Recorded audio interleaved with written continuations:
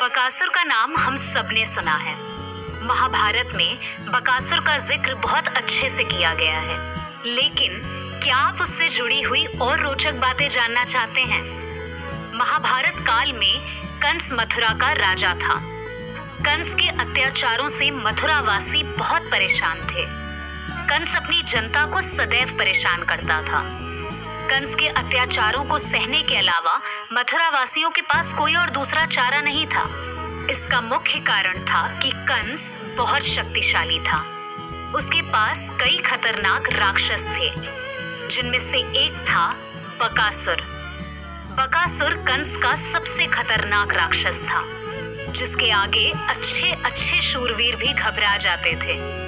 बकासुर एक मायावी राक्षस था, जिसे हराना किसी के बस की बात नहीं थी। उसी समय कृष्ण के जन्म से पहले हुई भविष्यवाणी के कारण कंस के दिन का चैन और रात की नींद उड़ गई थी।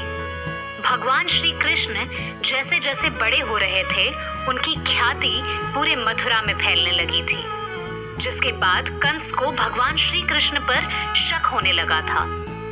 कंस को प्रतीत होने लगा था कि नंद राय का पुत्र ही देवकी के गर्भ से जन्मा 8वां बालक है, जो उसका वध करेगा।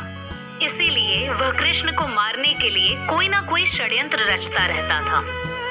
एक दिन कंस ने भगवान श्री कृष्ण को मारने के लिए अपने सबसे खास और खतरनाक राक्षस बकासुर को वृंदावन भेज दिया। बकासुर ने भगवान को मारने के लिए बगुले का रूप रख लिया और वहां चले गए जहां कृष्ण अपने साथियों के साथ गाय को चरा रहे थे।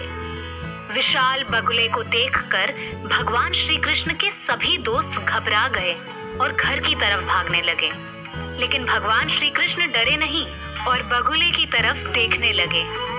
श्री कृष्ण के सभी मित्रों ने उनसे कहा कि वे वहां से भाग जाएं, लेकिन कृष्ण कायरों की तरह वहां से नहीं भागे।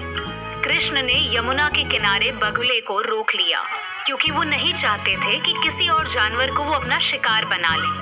लेकिन जब बगुला नजदीक आया तो कृष्ण समझ गए कि ये कोई और नहीं बल्कि एक राक्षस है। वे बगुले के पास जा पहुंचे और उसकी गर्दन पकड़ ली, जिससे उसे सांस लेने में दिक्कत होने लगी और वे धरती पर जा गिरा।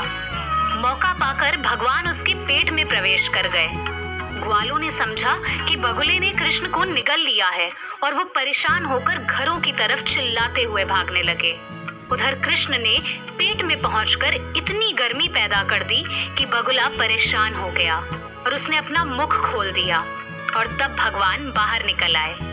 गर्मी के कारण बगुला जमीन पर जा गिरा और गिरते ही राक्षस अपने असली रूप में आ गया।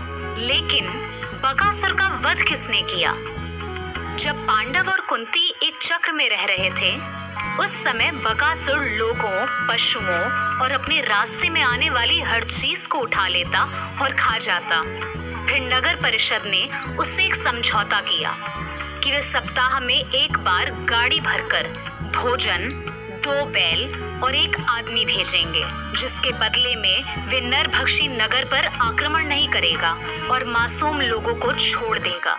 शहर के अंदर उन्होंने ये व्यवस्था की कि हर सप्ताह एक परिवार गाड़ी भरकर भोजन पकाएगा और उसे 2 बैल तथा अपने परिवार का एक सदस्य भोजन के रूप में देगा। मगर इसमें भी विशाल बकासुर के शरीर की तृप्ति नहीं हो रही थी, जिस सबसे परेशान होकर भीम ने खुद वहां जाने की इच्छा प्रकट की।